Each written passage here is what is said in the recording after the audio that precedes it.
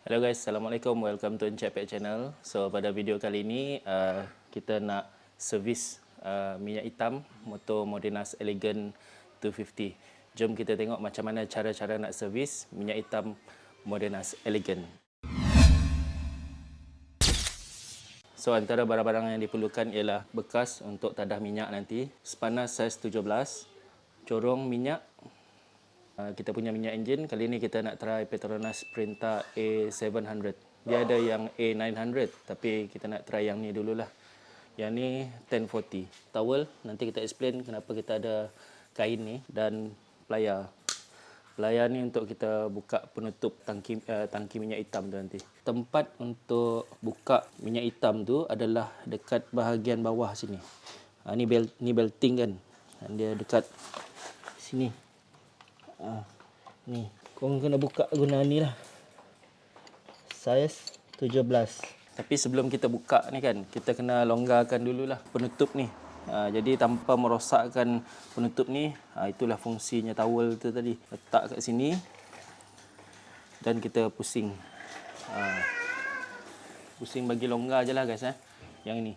Okay, jom. Okay guys, kita letak dulu tempat untuk kita tadah minyak hitam tu. Dan sekarang kita ambil kita punya spana saiz 17.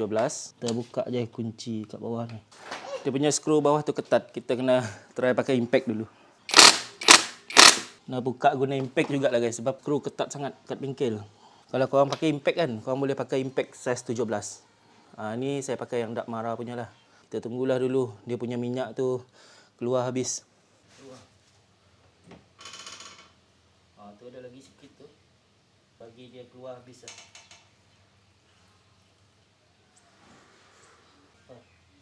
Dah siap lap dia punya permukaan tu. Kita kunci balik lah dia punya skru tu .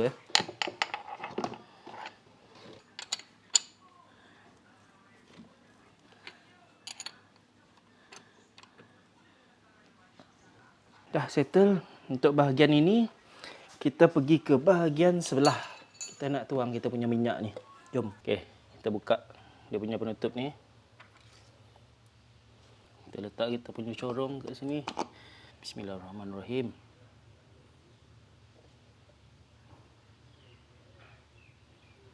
Okey guys.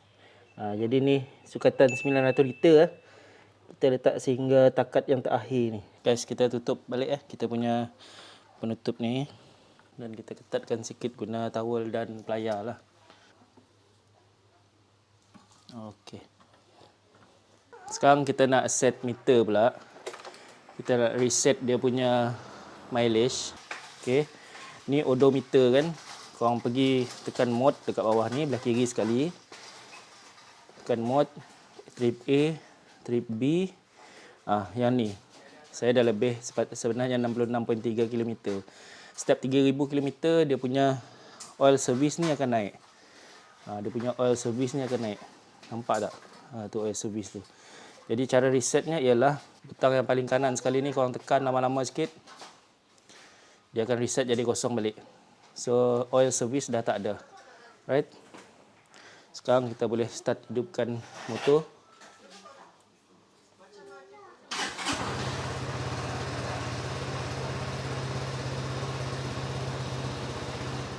Okay, so guys, itu saja untuk video saya pada kali ini. Sampai kita bertemu lagi di video yang akan datang. Semoga ilmu ini bermanfaat lah untuk pengguna-pengguna Modenas Elegant 250. Assalamualaikum, bye-bye.